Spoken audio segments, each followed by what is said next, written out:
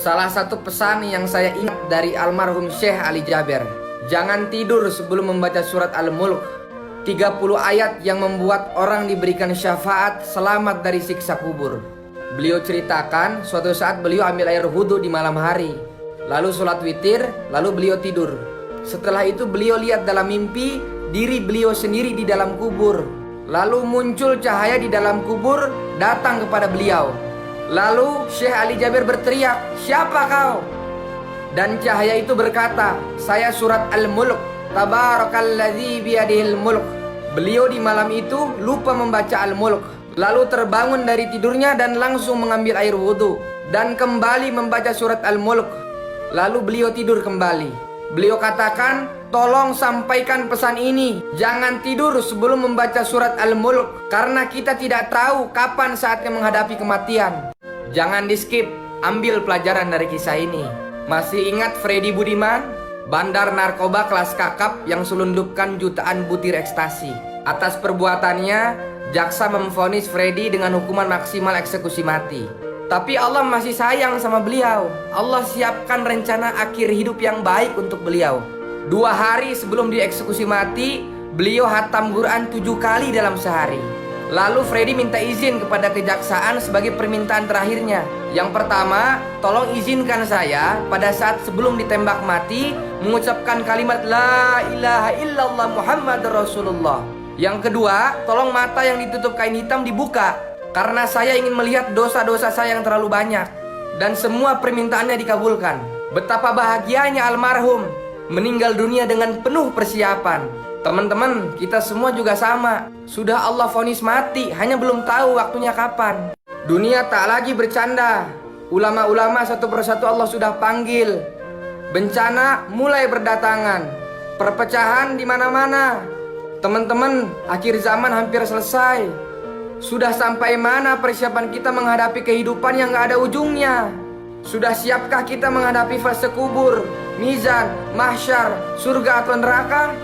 Karena di akhirat nanti bukan hanya 10 tahun, bukan 1000 tahun, bukan 1 miliar tahun, tapi selamanya gak ada ujung. Jadi yuk kita habiskan sisa umur hidup ini untuk taati seluruh perintah Allah. Karena nanti hanya iman dan amal soleh yang akan kita butuhkan. Coba deh habis sholat nanti jangan langsung pergi, curhat dulu sama Allah. Ya Allah, Engkau masih berikan aku sisa waktu untuk hidup. Rasanya ingin sekali menangis saat merenungi hari-hari ini. Ternyata aku lebih mementingkan dunia. Sholat hanya di sisa waktu kerja. Sedekah pun ala kadarnya. Untuk tilawah pun jika ada sisa waktu kalau nggak capek. Jangankan hafal Quran, zikir saja aku sering lupa ya Allah. Padahal sisa umurku berkurang setiap hari. Ya Allah, tolong panjangkan umurku dan berikan aku kekuatan untuk perbaiki semuanya. Ditulis dari aku kepada aku.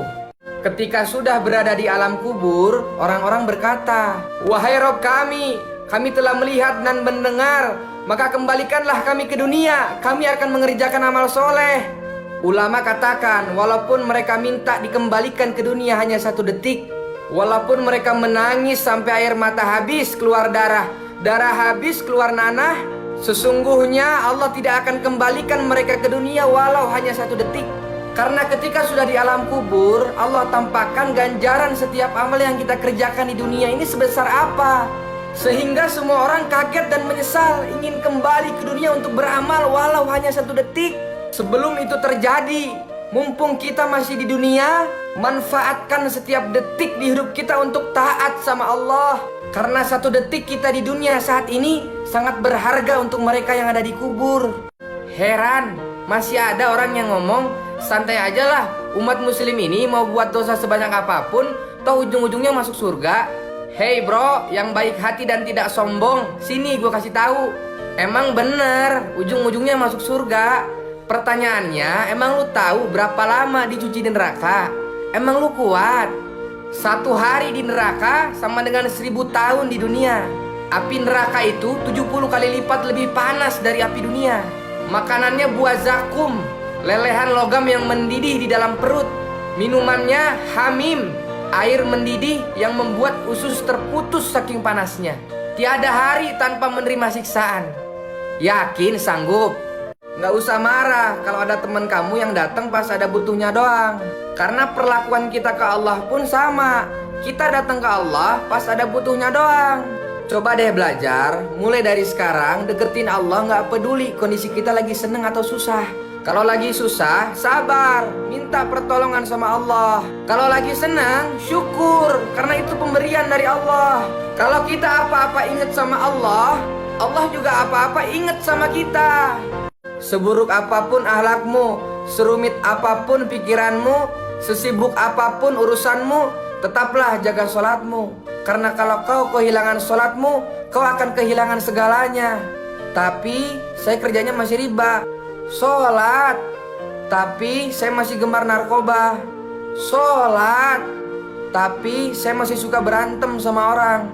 Sholat, tapi saya penari telanjang. Sholat, justru sholatmu itu yang bisa hentikan itu semua. Jangan dengerin kata setan. Udah, kamu bersih dulu baru sholat.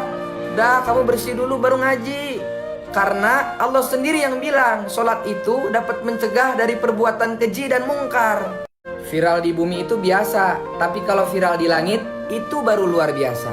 Namanya Uwais Al-Qarni, pemuda yang hidup satu zaman dengan Rasul namun belum pernah berjumpa dengan Rasul. Pemuda ini sangat istimewa dikarenakan kisahnya yang sangat memuliakan ibunya yang lumpuh. Suatu saat ibunya ingin naik haji, namun dia bingung seperti apa caranya karena dia dan ibunya tidak punya perbekalan yang cukup. Akhirnya atas dasar kecintaan Uwais pada ibunya, dia rela menggendong ibunya dengan berjalan kaki sejauh 1000 km dari Yaman ke Mekah untuk berhaji. Setelah keliling Ka'bah sambil menggendong ibunya, Uwais berdoa, "Ya Allah, tolong ampuni semua dosa ibuku." Ibunya heran mendengar doa anaknya dan berkata, "Bagaimana dengan dosamu, nak?" Uwais menjawab, "Dengan terampuninya dosa ibu, maka ibu akan masuk surga. Cukuplah ridho dari ibu yang akan membawaku ke surga." Kita ini kadang aneh, mengkhawatirkan sesuatu yang sudah Allah jamin, tapi nggak khawatir sama sesuatu yang belum Allah jamin. Rizki ini sudah Allah jamin, tapi kenapa kita masih takut nggak kebagian rezeki? Sementara akhirat belum Allah jamin, tapi kenapa kita seolah nggak takut sama kehidupan setelah mati? Teman-teman, dunia ini urusannya Allah. Kita cukup ikhtiar semampu yang kita bisa. Karena nggak lama lagi kita bakal pulang ke kampung akhirat selama-lamanya. Kita nggak tahu kapan malaikat Israel datang cabut nyawa kita. Bisa besok, bisa lusa, bisa minggu depan.